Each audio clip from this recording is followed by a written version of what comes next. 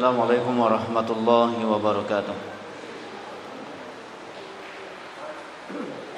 Alhamdulillah, wassalatu wassalamu ala rasulillah wa ala alihi wa sahbihi wa man walah. Asyhadu an la ilaha illallah wahdahu la syarika lah wa asyhadu anna Muhammadan abduhu wa rasuluh. Allahumma salli wa sallim wa barik ala Muhammadin wa ala alihi wa sahbihi ajma'in.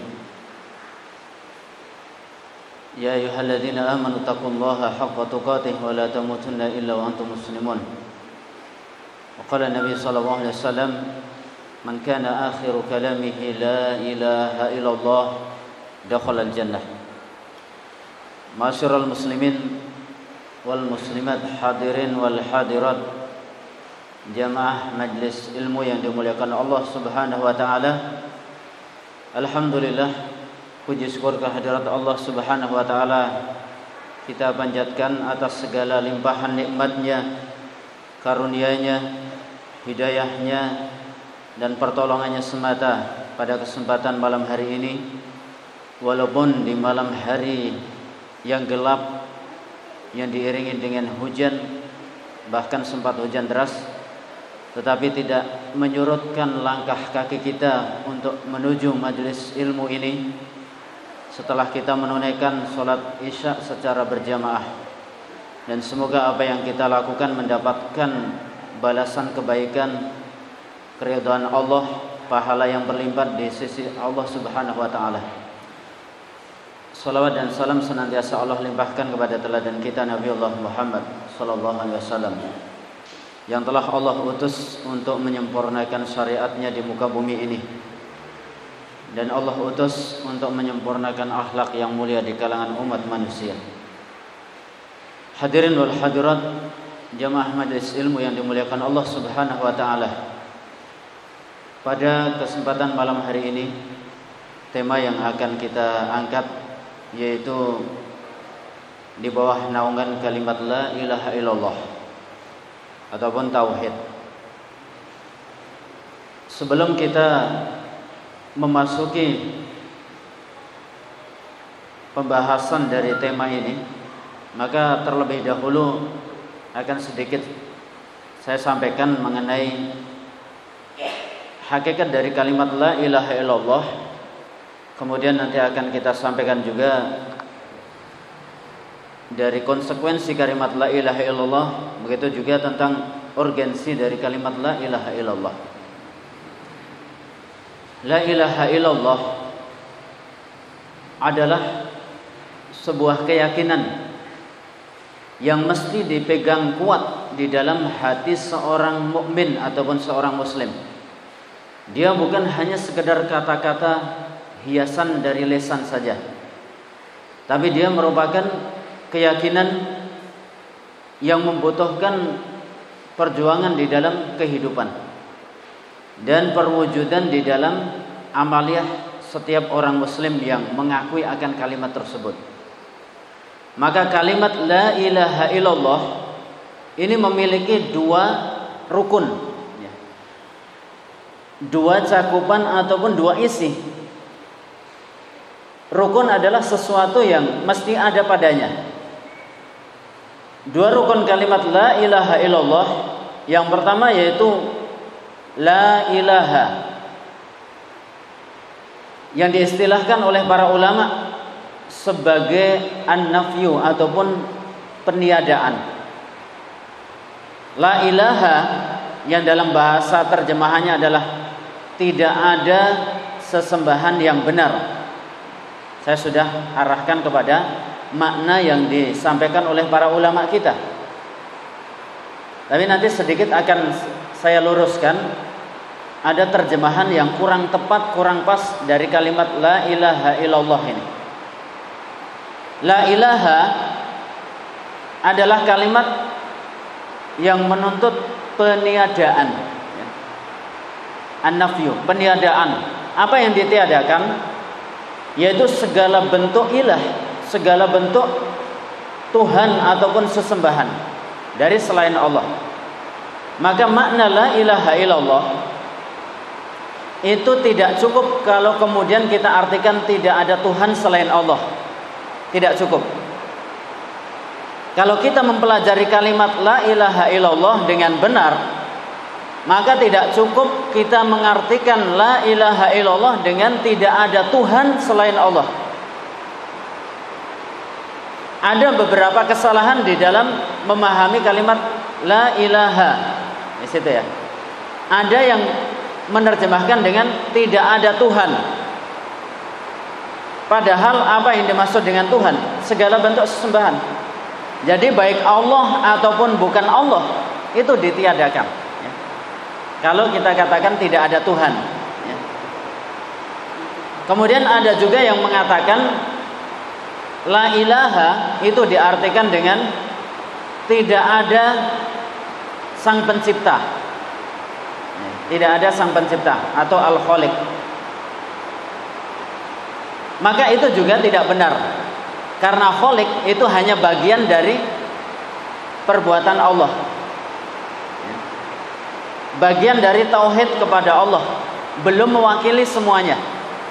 Ada juga yang menerjemahkan tidak ada pembuat hukum, tidak ada penetap hukum.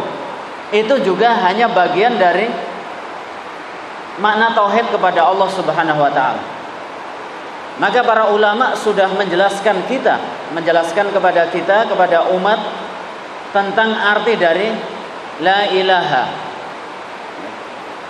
La ilaha illallah. Di situ diartikan adalah la ma'buda bihaqqin. Tidak ada sesembahan yang benar.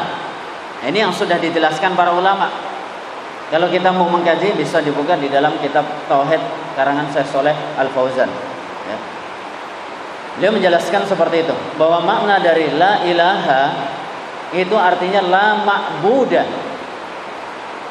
Tidak ada sesuatu yang disembah bihaqqin dengan benar illallah, kecuali hanya Allah Subhanahu wa taala.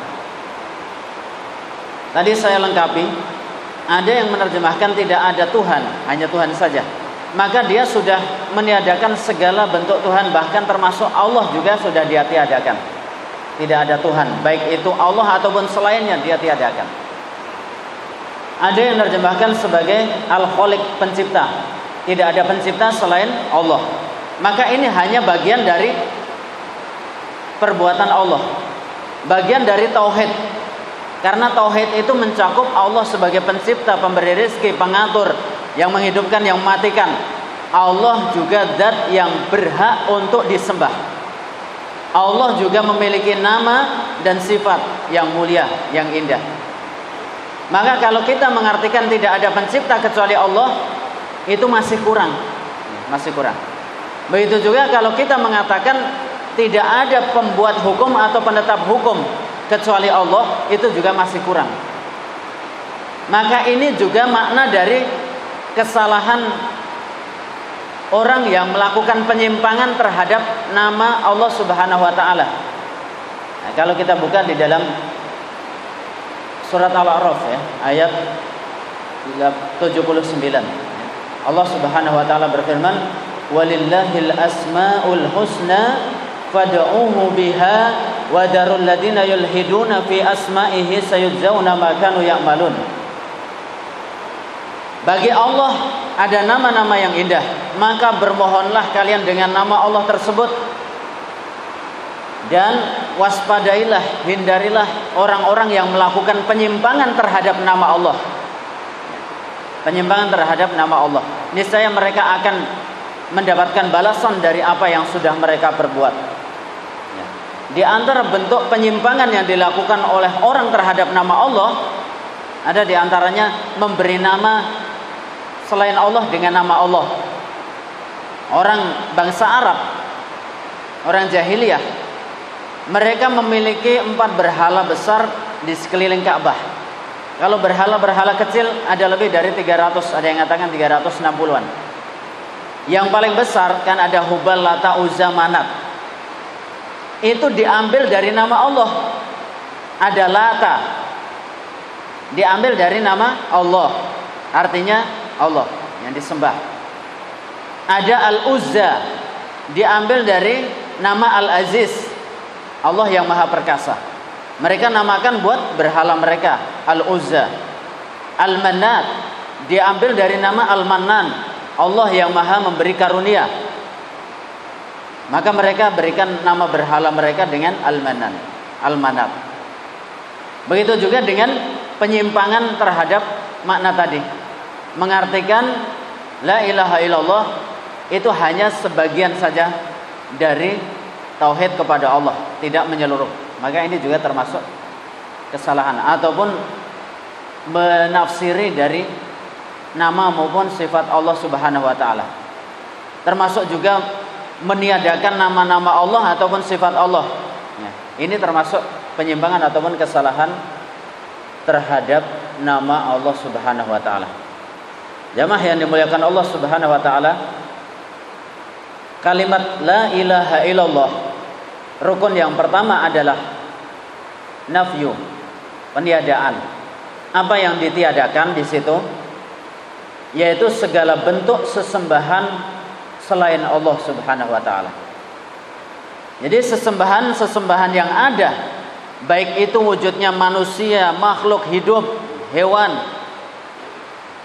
berhala, batu, patung, dan lain sebagainya, dari sesuatu yang disembah selain Allah itu harus ditiadakan. Itu makna dari la ilaha. Sedangkan illallah artinya adalah kecuali Allah. Ini penetapan. Dalam istilah para ulamanya al-isbat, penetapan. Apa yang ditetapkan? Menetapkan segala bentuk sesembahan ataupun peribadatan itu hanya kepada Allah Subhanahu wa taala. Maka makna dari kalimat la ilaha illallah artinya adalah tidak ada sesembahan yang benar kecuali hanya kepada Allah Subhanahu wa taala. Inilah yang dijelaskan oleh para ulama kita. Maka kalimat la ilaha illallah konsekuensinya bukan sesuatu yang ringan. Ketika seorang melafadzkan kalimat itu, tuntutannya bukan hanya sekedar diucapkan dengan lisan, tetapi benar-benar diyakini di dalam hati. Dia yakini betul akan kalimat la ilaha illallah itu. Dia yakini tidak ada sesembahan yang benar kecuali Allah. Diucapkan dengan lisan, diyakini dengan hati, diamalkan dengan anggota badan. Maka wujud dalam kehidupan kita. Kita meyakini kalimat tersebut, kita ucapkan dengan lisan kita, kita wujudkan dengan anggota badan kita. Maka pantang bagi seorang yang mengakui keyakinan atas kalimat tauhid la ilaha illallah, dia menyembah selain Allah. Pantangan bagi dia untuk menyembah selain Allah, untuk mentaati ketaatan selain Allah Subhanahu wa taala, untuk mengikuti ikutan dari selain ikutan kepada Allah Subhanahu wa taala. Karena itu sesuatu yang harus dia tinggalkan, yang dia tetapkan hanya kepada Allah Subhanahu wa taala. Maka ini hakikat dari kalimat tauhid la ilaha illallah. Dia bukan hanya sekedar slogan, bukan hanya sekedar pengakuan, bukan hanya sekedar ucapan, tetapi benar-benar diyakini dan diwujudkan dengan amal perbuatan kita. Karena di dalam Islam 3 rangkaian keimanan itu harus masuk, harus diwujudkan, tidak boleh lepas salah satu darinya. Keyakinan di dalam hati, ucapan dengan lisan, amalan dengan anggota badan, itu merupakan satu rangkaian, satu komponen yang tidak boleh dipisahkan. Tidak boleh kita hanya meyakini di dalam hati saja, tidak ada sesembahan yang benar kecuali Allah, diyakini di dalam hati. Tapi secara lisan kita mengakui ada sesembahan yang lain yang boleh disembah. Ini sudah bisa membatalkan dari tauhid kita. Apalagi melakukan dengan perbuatan kita, dengan amalan anggota badan kita. Maka itu bisa membatalkan tauhid kita ataupun keislaman kita. Bisa membatalkan keimanan kita kepada Allah Subhanahu wa taala, bahwa Allah satu-satunya yang berhak untuk disembah. Maka ketika orang menyembah selain Allah, tauhidnya sudah batal, syahadatnya batal. Dia, kita katakan dia kafir atau tidak, dia sudah kafir. Dia, kita katakan dia murtad atau tidak, dia sudah murtad. Menyembah selain Allah Subhanahu wa taala, mengakui ada ketuhanan bagi selain Allah Subhanahu wa taala.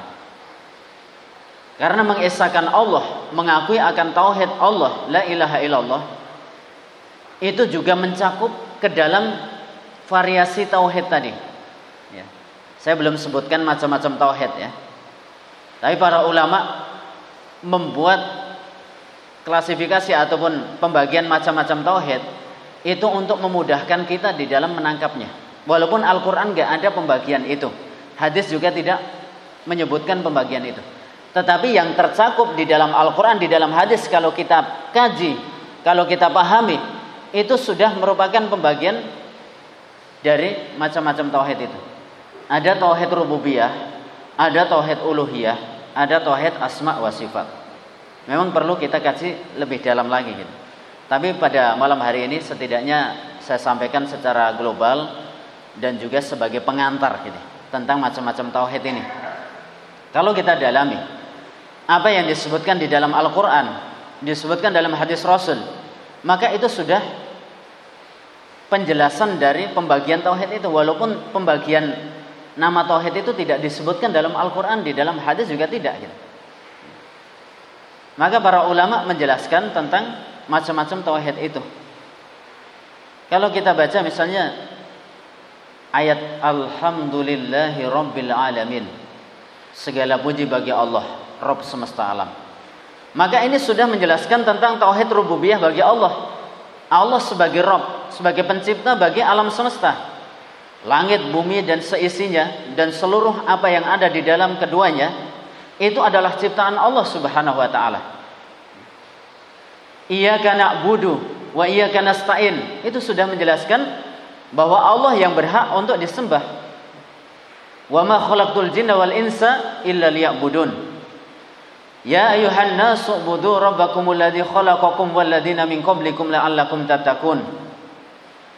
Dan ayat-ayat yang lain menjelaskan bahwa Allah saja yang berhak untuk disembah oleh manusia. Allah perintahkan kepada seluruh manusia, ya ayuhan nas. Nanti bisa dibuka dalam surat Al-Baqarah ayat 21 kemudian 22 ya. Sudah berapa kali kita sampaikan juga mengenai penjelasan ayat ini. Keterkaitan dua ayat itu, ketika Allah memerintahkan untuk menyembahnya semata, maka Allah buktikan bahwa Allah itu memang yang paling layak gitu. Allah yang menciptakan kita, Allah yang menciptakan jin, Allah yang menciptakan langit dan bumi, Allah yang menciptakan seluruh makhluknya, Allah yang menciptakan seluruh apa yang ada di langit dan di bumi. Maka sang pencipta itulah yang berhak untuk disembah. Sesuatu yang tidak mampu menciptakan tidak layak untuk disembah. Sesuatu yang tidak bisa mengatur alam semesta ini, maka tidak layak untuk disembah. Hanya Allah yang layak untuk disembah. Dan begitu juga dengan tauhid yang ketiga, tauhid asma wa sifat ya. Ar-Rahman, Ar-Rahim dan lain sebagainya ya. Walillahil asmaul husna. Secara umum disebutkan di situ. Bagi Allah nama-nama yang indah. Ya.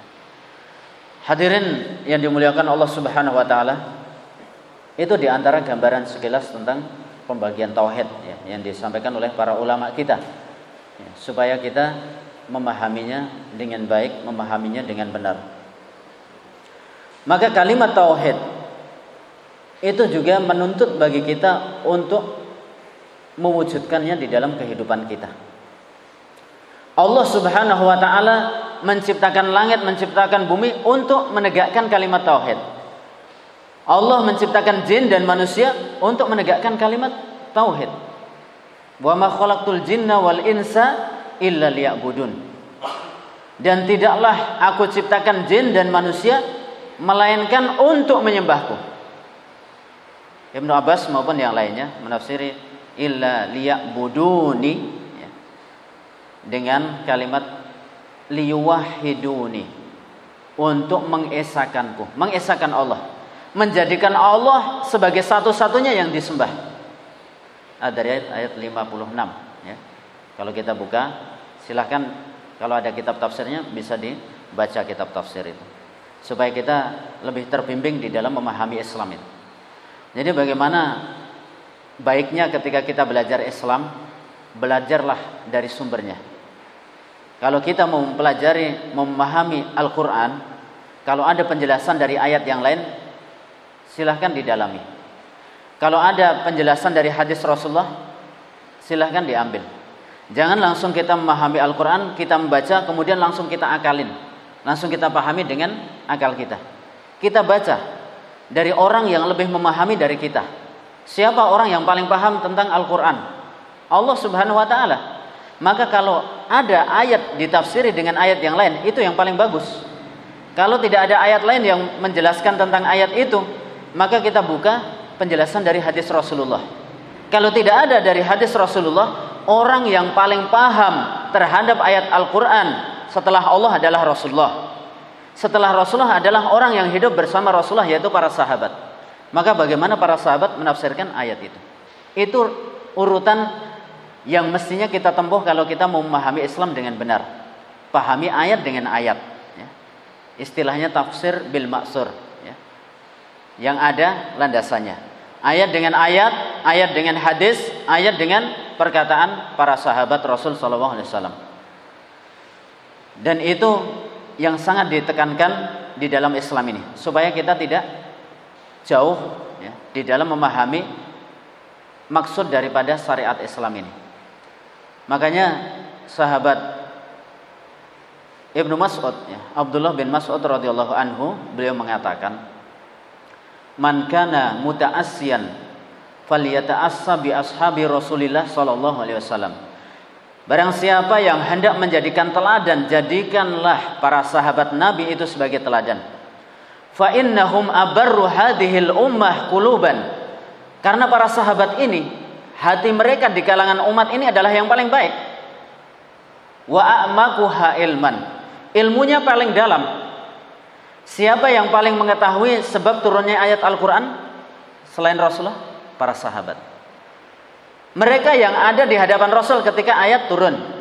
Siapa yang paling mengetahui munculnya hadis Rasul? Para sahabat. Ketika munculnya sebuah hadis, para sahabat yang ada di hadapan Rasul sallallahu alaihi wasallam. Wa afdaluhum hadiyan. Mereka yang paling utama mendapatkan petunjuk dari Allah Subhanahu wa taala. Maka kemudian sebagai penutupnya Ibnu Mas'ud radhiyallahu anhu mengatakan, fa innahum qaumun ikhtarahumullah li suhbati nabihim sallallahu alaihi wasallam. Sungguhnya mereka adalah suatu kaum yang dipilih oleh Allah untuk menemani nabinya, Nabi Allah Subhanahu wa taala. Fa innahum kanu alal hudal mustaqim, dan mereka berada di atas jalan yang lurus. Jalan yang ditempuh oleh para sahabat adalah jalan yang lurus, senantiasa berada di bawah bimbingan wahyu ilahi, di bawah bimbingan hadis Rasul sallallahu alaihi wasallam. Maka kalau kita mau mengambil perkataan yang paling utama, kita dulukan, ya, setelah Allah, setelah Rasulnya adalah para sahabat Rasulullah SAW. Adapun orang yang hidup di masa kita sekarang ini, maka disesuaikan dengan apa yang ada dari wahyu ilahi, bersesuaian atau tidak. Kalau bersesuaian silahkan diambil, kalau tidak jangan sungkan-sungkan untuk menolak perkataannya. Maka Al-Imam Malik rahimahullah, seraya menunjukkan makamnya Rasulullah SAW, beliau mengatakan, kullun nasi yu'khadu wa yutraku qawluhu ila sahib hadzal qabr. Setiap manusia itu bisa diambil, bisa ditinggalkan perkataannya kecuali pemilik kuburan ini, yaitu kuburan Rasulullah SAW. Jadi kalau sudah sahih dari Rasul, benar itu riwayat dari Rasul, jangan pernah menolaknya sedikit pun, walaupun itu hadisnya adalah hadis ahad, diriwayatkan dari sedikit orang, ya, 1, 2 ataupun 3 orang. Apalagi kalau itu sudah mutawatir, banyak periwayat, yang istilah mutawatir itu sendiri adalah mustahil mereka untuk bersepakat berdusta, ya. Jadi sudah banyak riwayatnya, ya. Kalau itu memang sahih dari Rasulullah, harus kita ambil.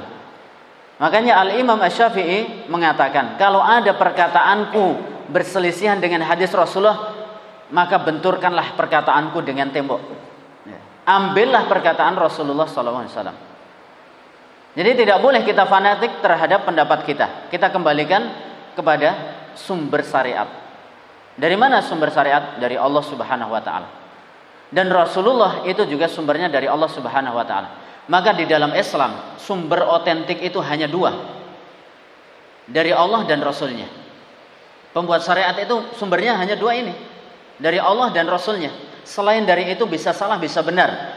Kalau benar silahkan diterima, kalau salah jangan sungkan-sungkan untuk ditolak. Makanya setiap dari kita, individukah ataupun kelompokkah, organisasikah, lembagakah dan lain sebagainya, tidak boleh kita untuk fanatik terhadap pendapat kita, terhadap madhab kita, terhadap pandangan kita. Kita kembalikan kepada sumbernya. Kalau sumbernya sudah jelas dari Al-Quran, sumbernya dari Rasulullah, maka itu bisa kita terima. Tapi kalau tidak jelas sumbernya, hati-hati untuk langsung mengamalkan ataupun menerima pandangan itu. Jamaah yang dimuliakan Allah Subhanahu wa taala, yang berikutnya,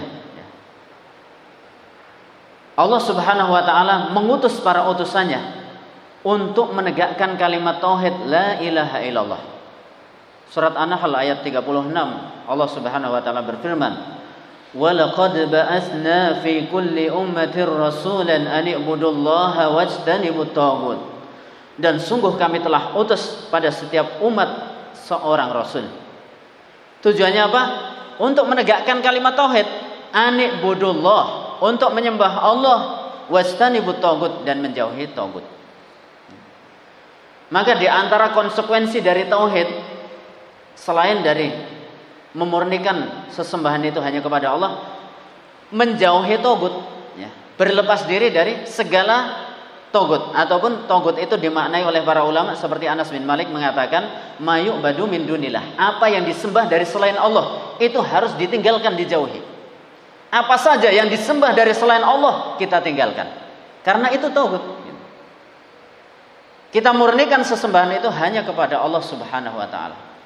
Entah wujudnya itu manusia, ada misalnya dukunkah, ataupun tukang sihirkah, peramalkah, orang pintarkah, gitu, yang menyerukan sesuatu yang bertentangan dengan seruan dari Allah Subhanahu wa taala, maka nggak boleh kita ikuti, tidak boleh kita taati, justru harus kita tinggalkan.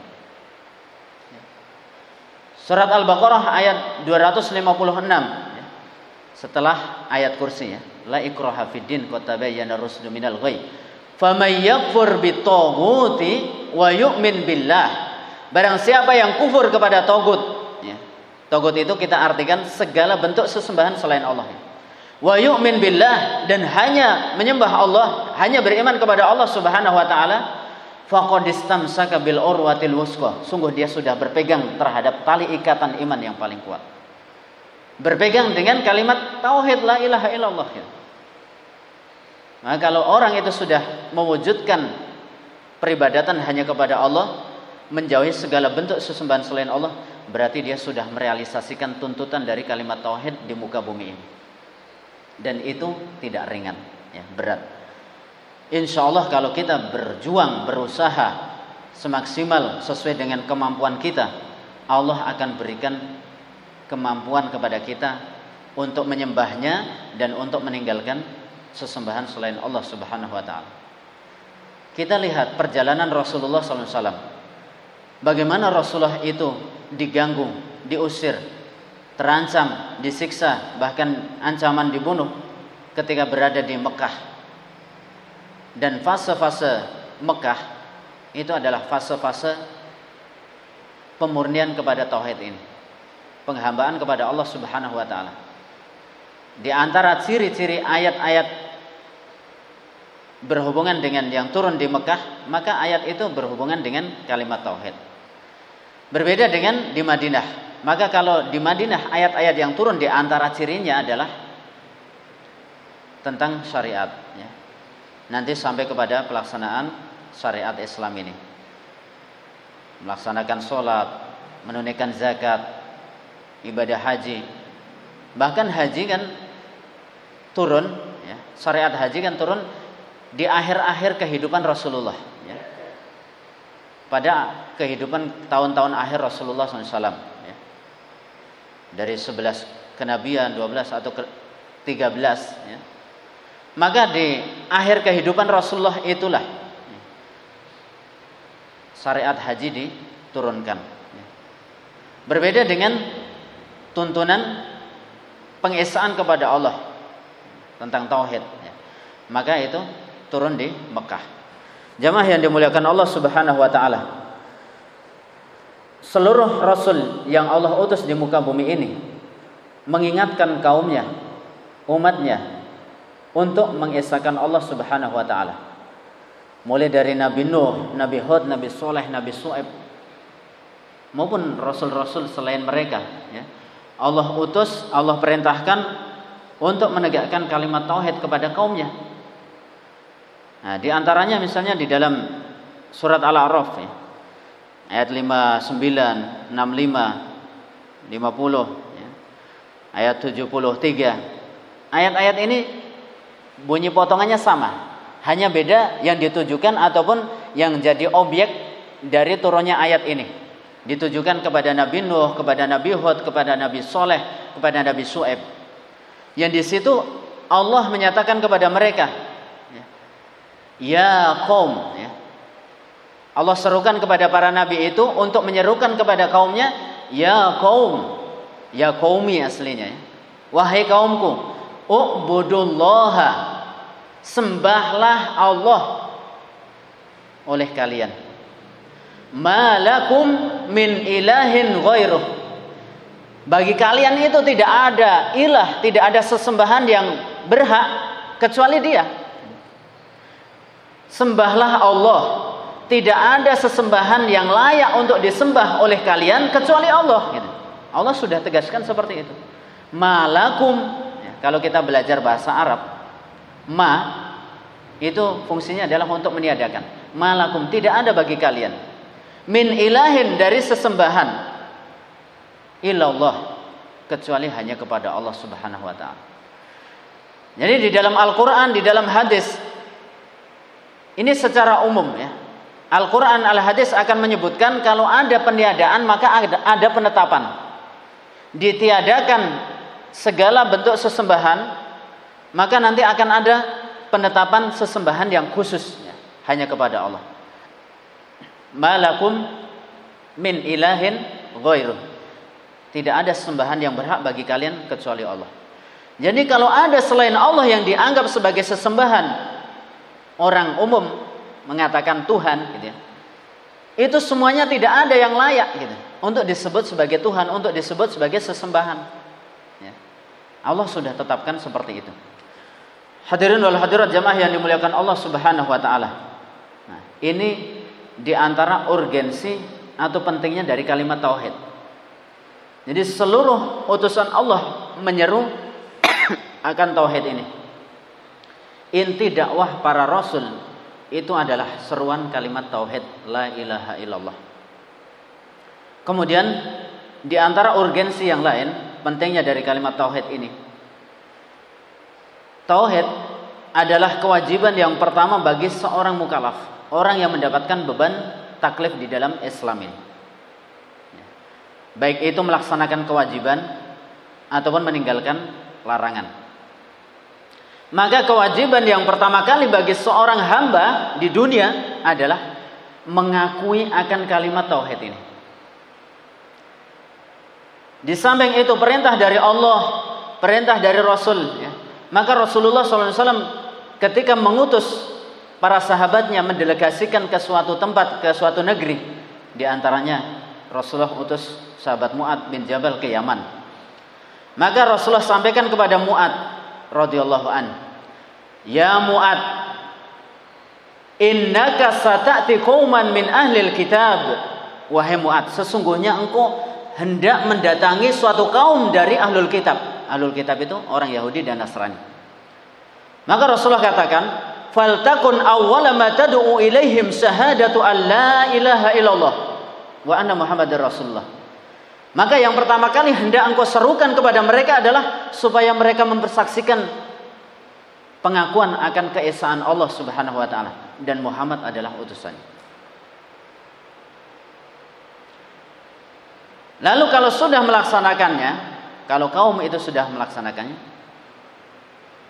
fa idza fa'alu dzalika fa'lam anna Allah farada 'alaihim khamsu salawat. Kalau mereka sudah melaksanakan 2 kalimat syahadat ini, sudah mengikuti seruan itu, maka ketahuilah bahwa Allah wajibkan kepada mereka salat yang 5. Itu urutan yang kemudian menjadi rukun Islam itu. Syahadat, salat. Berikutnya zakat. Di dalam nas Al-Quran, nas hadis akan disebutkan kalimat-kalimat itu. Ada yang kadang menyebutkan secara lengkap dari rukun Islam yang 5 itu. Ada yang kadang menyebutkan sebagiannya. Tapi yang jelas kita sudah sepakat bahwa rukun syahadat itu ada 5 itu. Semua kaum muslimin sudah tahu itu. Jamaah yang dimuliakan Allah Subhanahu wa taala. Jadi itu pertama, kewajiban pertama bagi seorang mukallaf, seorang hamba adalah mengakui akan kalimat tauhid, akan keesaan Allah Subhanahu wa taala. Saya singkat saja. Yang ketiga di antara pentingnya kalimat tauhid ini, dia merupakan tuntutan terakhir ataupun kewajiban yang terakhir bagi seorang hamba, seorang mukallaf. Maka selama hidupnya memulai dengan kalimat tauhid, mengakhiri hidupnya hendaknya seorang hamba itu juga dengan kalimat tauhid. Ya ayyuhalladzina amanu ittaqullaha haqqa tuqatih wa la tamutunna illa wa antum muslimun. Ali Imran ayat 102 itu. Hai orang yang beriman, bertakwalah Allah dengan sebenar-benarnya takwa dan janganlah kamu meninggal kecuali dalam keadaan Islam. Dalam keadaan Islam adalah dalam keadaan bersahadat akan keesaan Allah. Muhammad adalah utusan Allah. Maka kalau orang itu sudah memegang kalimat ini, tidak ada janji yang lain dari Allah Subhanahu wa taala kecuali hadis Rasulullah SAW menyatakan, "Man kana akhiru kalamihi la ilaha illallah dakhalal jannah." Siapa yang akhir ucapannya adalah kalimat la ilaha illallah, pasti dia masuk surga. Surga itu diperuntukkan bagi orang yang mengakui akan keesaan Allah, mengakui akan Muhammad sebagai utusan Allah Subhanahu wa taala. Pantang untuk menyekutukan dengan selainnya. Maka sebaliknya kalau orang di akhir hayatnya dia dalam keadaan menyekutukan Allah, Allah haramkan ke dalam surga. Surat Al-Maidah ayat 72. Innahu may yusyrik billah faqad haramallahu alaihil jannah wa ma'wahu nar wa ma lidh-dhalimin min ansar. Siapa yang menyekutukan Allah dengan selainnya, maka Allah haramkan baginya surga dan tempatnya adalah neraka, dan tidak ada penolong bagi orang-orang yang berbuat kedzaliman. Jamaah yang dimuliakan Allah Subhanahu wa taala, Rasulullah juga sudah mengingatkan kepada kita, man mata yusriku billahi syai'an dakhalan nar. Siapa yang mati dalam keadaan menyekutukan Allah dengan sesuatu, pasti dia masuk neraka. Wa man mata la yusriku billahi syai'an dakhalal jannah. Dan siapa yang mati dalam keadaan tidak menyekutukan Allah dengan sesuatu, pasti masuk surga. Semoga kita termasuk hamba Allah yang tidak pernah menyekutukannya dengan sesuatu apapun sepanjang hidup kita, agar kita hidup dengan bahagia baik itu di dunia maupun di akhirat kita. Jamaah yang dimuliakan Allah Subhanahu wa taala, kita masuki inti pembahasan kita di bawah naungan kalimat tauhid la ilaha illallah. Ada hadis yang diriwayatkan oleh Imam Bukhari dan Muslim, disepakati oleh keduanya, dari Abdullah bin Umar radhiyallahu anhuma. Rasulullah sallallahu alaihi wasallam bersabda, "Umirtu an uqatilan nas hatta yashhadu an la ilaha illallah wa anna Muhammadar Rasulullah wa yuqimus shalah wa yu'tuz zakah. Fa idza fa'alu dzalika asamu minni dima'uhum wa amwaluhum illa bihaqqil Islam wa hisabuhum 'ala Allah." Rasulullah sallallahu alaihi wasallam bersabda, "Aku diperintahkan untuk memerangi manusia, untuk menyeru kepada manusia sampai mereka mempersaksikan diri bahwasanya tidak ada sesembahan yang benar kecuali Allah, dan Muhammad adalah utusan Allah. Dalam riwayat yang lain, wa anni Rasulullah, dan aku adalah utusan Allah. Dan supaya mereka menegakkan salat, menunaikan zakat. Kalau mereka sudah melaksanakan semua itu, kehormatan mereka, ya, darah mereka, harta mereka dilindungi, kecuali dengan hak Islam, dan perhitungannya ada di bawah kekuasaan Allah Subhanahu wa taala. Saya jelaskan sedikit, ya, ringkasan dari penjelasan para ulama kita, ya, tentang hadis ini. Al-Imam Ibnu Daqiq al-Id rahimahullah di dalam penjelasan hadis Arba'in Nawawi menjelaskan tentang hadis ini. Hadal hadisun azimun qaidatun min qawaidil Islam. Hadis ini adalah hadis yang agung, yang mulia, yang merupakan kaidah dasar, ya, dari kaidah-kaidah yang ada di dalam Islam. Imam Al-Munawi mengatakan, hada hadisun aslun min usuliddin. Hadis ini adalah pondasi dari pondasi-pondasi di dalam agama ini. Maka Imam An-Nawawi, ataupun juga kalau kita baca di dalam kitab Al-Wafi, ya, Syarah Arba'in Nawawi yang ditulis oleh Dr. Muhyiddin Al-Mitsu dan Mustafa Al-Bugha, menyebutkan bahwa hadis ini adalah hadis yang agung karena cakupan yang ada di dalam hadis ini. Kita lihat dari sabda Rasulullah, umirtu an uqatilan nas, aku diperintahkan. Kalau Rasulullah menyatakan aku diperintahkan, maka tidak ada yang memerintahkan Rasulullah kecuali Allah.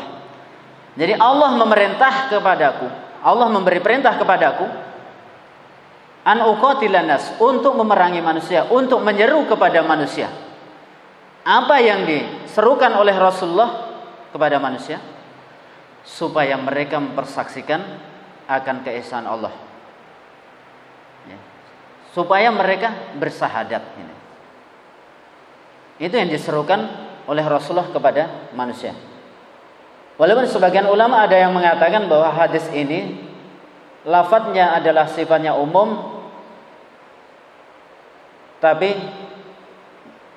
maksudnya ataupun objeknya ketika munculnya hadis ini adalah khususnya kepada orang-orang musyrik Arab saat itu. Siapa saja yang menyekutukan Allah ataupun dari kalangan orang-orang musyrik, ya, maka diseru oleh Rasulullah, diperangi oleh Rasulullah supaya mereka mengakui akan keesaan Allah Subhanahu wa taala. Dan ini adalah berat sekali yang dilakukan oleh Rasulullah, karena Rasulullah itu diutus di kalangan bangsa Arab, di kalangan jahiliyah Arab atau jahiliyah Quraisy, dalam keadaan yang serusak-rusaknya. Keyakinan mereka saat itu paling rusak. Betapa tidak? Karena mereka punya keyakinan semakin banyak Tuhan itu semakin mereka senang. Maka bayangkan di sekeliling Ka'bah itu tidak kurang dari 300 berhala yang mereka sembah. Belum lagi di rumah mereka masing-masing ada berhala yang disembah. Maka ketika mereka diseru oleh Rasulullah untuk menyembah Allah, menyembah satu-satunya sesembahan, mereka sangat benci. Bagaimana tentang perpolitikan saat itu? Sangat parah, rusak gitu. Bagaimana tentang sosial masyarakat? Bagaimana tentang kekeluargaan? Maka di masa jahiliyah kan termasuk masalah perkawinan, ya, dulu ada nikah mut'ah, nikah kontrak. Kan ada sejarahnya yang itu kemudian dikuatkan oleh orang-orang Syiah sampai saat ini. Padahal tentang nikah mut'ah itu sudah dihapuskan ketika Rasulullah itu diutus. Nikah kontrak itu seorang laki-laki bisa mengikat perjanjian dengan wanita yang mau dia nikahi berapa lama sesuai dengan kesepakatan mereka. Kita nikah 1 hari, sepakat, oke. Tidak harus ada saksi. Maka orang-orang Syiah melakukan tindakan seperti itu. Laki-laki mengikat perjanjian untuk menikah atau kawin dengan wanita dalam waktu tertentu sesuai dengan kesepakatan mereka, tanpa harus ada saksi. Itu sudah sah. Di dalam Islam kan nggak seperti itu. Di antara rukunnya kan ada saksi, ya. Di dalam rukun pernikahan, ya. Ada di situ calon mempelai laki-laki, mempelai wanita, kemudian ijab kabul, ya. Kemudian saksi, masuk di situ kan. Jadi kalau tidak dipenuhi kan tidak sah, gitu. Maka kita harus mengerti tentang tuntunan syariat Islam yang sebenarnya, ya. Dan itu butuh perincian yang lebih lagi. Harapannya mudah-mudahan di masjid-masjid kaum muslimin termasuk di sini ya bisa dikaji secara rinci tentang tuntunan dari syariat. Islam itu ada dua, ya, dibagi menjadi dua, keyakinan dan amaliyah, ya. Keyakinan nanti mencakup masalah tauhid dan sebagainya, tentang keimanan, ya. Iman pada Allah, malaikat, rasulnya, kitabnya, pada hari akhir, ya, kepada takdir, itu masuk ke dalam keyakinan. Sedangkan amaliyah, ya, yang di luar keyakinan, ya, perbuatan-perbuatan yang ada, ya, ibadah-ibadah yang dilakukan dari fisik yang kita miliki, itu nanti masuk ke dalam amaliyah. Jamaah yang dimuliakan Allah Subhanahu wa taala, Rasulullah SAW diperintah oleh Allah Subhanahu wa taala untuk memerangi manusia, untuk menyeru manusia supaya menjadikan Allah itu sebagai satu-satunya sesembahan. Dan sekali lagi, ini adalah sebuah keyakinan yang hendaknya dibarengi dengan wujud amalan nyata dengan anggota badan kita. Bukan hanya sekedar slogan, bukan hanya sekedar pengakuan, bukan hanya sekedar ucapan dengan lisan saja. Tapi dakwah ini harus kita imbangi dengan perbuatan anggota badan kita. Jamaah yang dimuliakan Allah Subhanahu wa taala. Sehingga kemudian ketika mereka sudah mempersaksikan akan keesaan Allah, mengakui Muhammad adalah utusan Allah, kemudian menegakkan sholat, menunaikan zakat, ya, maka sudah terlindungi dari mereka. Haram bagi seorang muslim untuk menumpahkan darah seorang muslim lainnya. Haram bagi seorang muslim untuk merampas harta muslim lainnya. Kapan kita mengetahui seorang itu sudah bersahadat? Kapan kita mengetahui seorang itu sudah menegakkan sholat? Kapan kita melihat seorang itu sudah menunaikan zakat? Maka dia sudah terlindungi. Tidak boleh kita perangi. Nyawanya tidak boleh ditumpahkan, darahnya tidak boleh ditumpahkan, hartanya tidak boleh dirampas, tidak boleh direbut, tidak boleh diambil. Jamaah yang dimuliakan Allah Subhanahu wa taala, karena itu sudah dimuliakan oleh Allah, sudah dimuliakan oleh Rasulullah. Kecuali, ya, dengan hak Islam. Illa bihaqil Islam. Hak Islam maksudnya apa? Kalau seorang melakukan tindak kedoliman, maka boleh dibalas dari tindakan kedoliman itu. Termasuk juga misalnya pembunuhan. Kan ada istilah kisos. Seorang melakukan pembunuhan, maka dia boleh dikisos oleh keluarga dari orang yang dibunuh tadi. Tergantung saja apakah keluarga ini menghendaki pembalasan kisos kepada pelaku atau tidak. Kalau maafkan, itu bisa juga dipersilahkan, ya. Ataupun hal-hal yang lain di dalam Islam itu sesuai dengan hak dari seorang yang sudah memiliki kedudukan Islam pada dirinya, maka sudah dilindungi, kecuali kalau dia melakukan pelanggaran. Salah satu contoh lagi lainnya misalnya tentang pemuliaan dari seorang yang sudah mengakui akan keesaan Allah dan juga mengakui Rasulullah itu sebagai utusan Allah. Ketika Rasulullah SAW mendelegasikan ataupun mengutus seorang Usamah bin Zaid sebagai komandan perang, maka kemudian di saat peperangan terjadi, beliau menghadapi seorang musuh yang ketika dilihat sudah terdesak, tiba-tiba kemudian musuh itu mengucapkan asyhadu alla ilaha illallah wa asyhadu anna muhammadar rasulullah. Tapi kemudian oleh sahabat Usamah bin Zaid radhiyallahu anhu, orang ini langsung dibunuh, ya, ditebas. Maka kemudian setelah peristiwa itu disampaikan kepada Rasulullah SAW mengatakan bahwa seorang itu dinilai dari lahiriahnya. Kita tidak dituntut untuk mengetahui batin atau isi hati seorang. Maksudnya apa? Ketika seorang itu sudah bersaksi secara lisan, walaupun kita kadang menilai, wah ini karena terpaksa, ya. Usamah bin Zaid juga menyatakan begitu kepada Rasulullah. Wahai Rasulullah, dia kan sudah terdesak gitu, sehingga langsung mengucapkan syahadat itu. Maka Rasulullah menegaskan yang seperti itu, bahwa seorang itu tidak dituntut kecuali menilai secara lahiriah saja. Maka kalau seorang sudah kita ketahui dia sudah bersyahadat atau dia menegakkan sholat, menunaikan zakat, dia seorang muslim, kita hukumi dia seorang muslim, hak-hak keislaman dia kita penuhi. Sebaliknya, kalau kita melihat seorang melakukan tindak yang bisa menyebabkan dia kufur, kafir dari keimanan, menyebabkan dia murtad dari keislaman, misalnya apa? Penyebab-penyebab kekufuran gitu ya. Misalnya menyembah selain Allah, menyembah selain Allah. Benar-benar kita melihat orang itu menyembah selain Allah, apakah berhala, batu, patung, kayu, pohon dan lain sebagainya. Ketika nyata itu adalah yang disembah selain Allah, walaupun kita nggak ngatakan dia itu sudah musyrik, dengan sendirinya sudah musyrik, kita sudah menghukumi dia musyrik dan harus dihukumi musyrik. Maka memang harus hati-hati di dalam menerapkan Islam maupun musyrik kepada orang, iman maupun kufur kepada orang lain. Karena fatal juga akibatnya. Rasulullah juga mengingatkan ya, tidak boleh kita untuk mengucapkan kata-kata kafir kepada orang lain ataupun saudara kita sama muslim. Karena kata-kata itu kalau dia tidak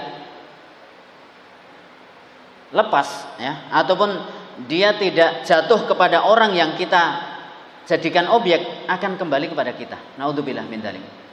Maka kita memang hanya dibebani untuk menghukumi orang lain secara lahiriah saja. Kalau batinnya diserahkan kepada Allah. Maka akhirnya Rasulullah mengatakan kepada Usamah bin Zaid, ini pengecualian bagimu. Karena ini peristiwa yang baru terjadi, kemudian muncullah tuntunan dari Rasulullah supaya kita menilai seorang itu dari dohirnya, dari lahiriahnya. Secara batin serahkan kepada Allah. Wa hisabuhum 'ala Allah. Maka setelah ini, ya, setelah peristiwa ini, setiap orang dari kaum muslimin itu menilai orang lain dari lahiriah, secara dohirnya. Kita tidak dituntut untuk mengorek-orek orang lain, ya, isi hati orang lain, dan itu akan memberatkan kita, ya, bukan juga tuntunan dari syariat Islam kita. Wallahu a'lam bishawab. Jadi beberapa poin yang bisa kita petik ya, yang poin inti saya sampaikan dari hadis tadi ya, tentang apa yang diseru oleh Rasulullah SAW ya, kepada umatnya. Allah menyerukan kepada Rasul untuk memerangi manusia, dan itu sebagai dakwah ataupun inti dari dakwah yang prioritas, yang paling utama. Kalau manusia di muka bumi ini sudah semuanya menyembah Allah, nggak ada istilah perang di dunia ini, sudah berakhir, semuanya damai ya. Maka selama di bumi ini masih ada persekutuan kepada Allah, masih akan tetap terjadi peperangan di situ. Dan hari ini perang yang dilakukan oleh kaum muslimin tidak lain adalah perang pembelaan. Tidak ada istilah kaum muslimin yang menyerang ataupun mujahidin yang melakukan penyerangan. Walaupun seolah-olah mereka menyerang, tapi hakikatnya mereka itu melakukan pembelaan atas serangan orang-orang kafir yang menyerang duluan mereka. Dan itu hukumnya wajib. Kewajiban yang ada di tempat yang paling dekat kalau dilihat dari tempatnya. Maka siapa saja yang diserang ataupun diperangi oleh orang kafir, dia punya kewajiban untuk mempertahankan dirinya atau mempertahankan bumi Islam yang dia berpijak di dalamnya. Ya. Baik itu Allah berikan kemenangan kepada mereka ataupun sampai mereka syahid di jalan Allah Subhanahu wa taala. Dan sungguh perjuangan mereka yang benar-benar sebagai mujahid, orang yang berjihad di jalan Allah untuk menegakkan kalimat Allah supaya tinggi di muka bumi ini. Dan hadis-hadis yang lain yang menjelaskan tentang penegakan kalimat Allah di muka bumi, itulah hakikat dari perjuangan yang mesti dilakukan oleh seorang muslim, bukan untuk yang lainnya, yang dibenarkan oleh Rasulullah SAW. Tentunya dibenarkan oleh Allah Subhanahu wa taala. Man qatala litakuna kalimatullahiyal ulya fa huwa fisabilillah. Yang dikatakan orang yang berjihad di jalan Allah itu yang ingin menegakkan kalimat Allah, kalimat tauhid, la ilaha illallah, itu mulia, tegak di muka bumi ini. sampai akhir hayat dia. Demikian yang dapat kami sampaikan pada kesempatan malam hari ini. Mudah-mudahan bermanfaat bagi diri saya dan juga jamaah sekalian, menambah wawasan, menambah keimanan, keislaman dan ilmu kita semuanya. Akhirul kalam, subhanakallahumma bihamdika asyhadu an la ilaha illa anta astaghfiruka wa atubu ilaik. Assalamualaikum warahmatullahi wabarakatuh.